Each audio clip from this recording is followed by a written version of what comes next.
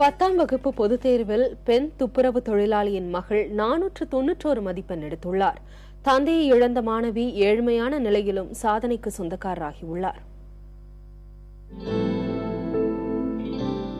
Chennai Nungambakkam DPI வளாகத்தில் உள்ள அரசு தேர்வுத்துறை இயக்ககத்தில் துப்புரவு பணியில் ஈடுபட்டு வருபவர் கனிமொழி. கணவரை இழந்த இவர் தனது 2 மகள்களுடன் 1000 விளக்கு பகுதியில் அடையாறு ஆற்றங்கரையோரம் உள்ள ரங்கூன் தெருவில் வசித்து வருகிறார்.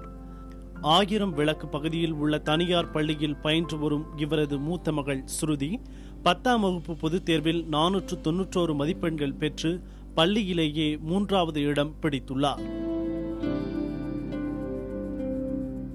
இந்த வால் அளவுக்கு தண்ணி இருந்தது. எங்கள் வீட்டுக்குள்ளே ஃபுல்லாக தண்ணி போய் எல்லா திங்ஸும் ஸ்பாயில் ஆகிடுச்சு. எங்கள் புக்ஸ்லேருந்து சில புக்ஸ் தான் சேஃப்டி பண்ண முடிஞ்சுது. அதுக்கப்புறமேட்டு நாங்கள் லைப்ரரி இங்கே நியராக இருக்கிற லைப்ரரியில் நாங்கள் தங்கி அங்கேயே படித்து சில புக்ஸ்லாம் கொஞ்சம் சேஃப்டி பண்ணோம். சர்க்கம்ஸ்டன்சஸ் ஒரு காரணம் இல்லை. நம்ம படிக்கணும்னு நினச்சா நம்ம படிக்கலாம்.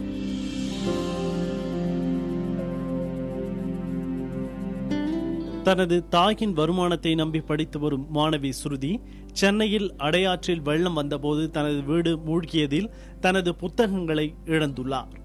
விடியற் காலையில் எழுந்து படிக்கும் பழக்கம் உள்ள ஸ்ருதி தன்னிடம் எதையும் எதிர்பார்க்காமல் படித்தார் என கூறுகிறார் ஸ்ருதியின் தாய் கனிமொழி.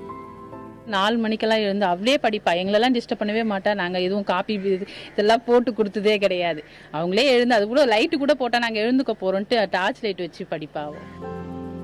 ஏழ்மை சூழ்நிலையில் ஒரே அறையில் வாழ்ந்து வந்தாலும் கல்வி ஒன்றே லட்சியமாக கருதி வெற்றி நடை போடுகிறார் மாணவி ஸ்ருதி. கொண்ட லட்சியத்தில் தீர்க்கம் இருந்தால் எத்தனை தடை வந்தாலும் சாதிக்கலாம் என்பதற்கு உதாரணமாக திகழ்கிறார் ஸ்ருதி. தன்னம்பிக்கையும் விடாமுயற்சியும் இருந்தால் வாழ்வில் வெற்றி பெறலாம் என்பதை நிரூபித்துள்ளார் மாணவி ஸ்ருதி. அது மட்டுமல்ல, ஏழ்மை மற்றும் சூழ்நிலை கல்விக்கு ஒரு தடையில்லை என்பதை வென்று காட்டியுள்ளார் மாணவி ஸ்ருதி. புதிய தலைமுறைக்காக ஒளிப்பதிவாளர்கள் சதீஷ் மற்றும் தினேஷுடன் மணிகண்டன்.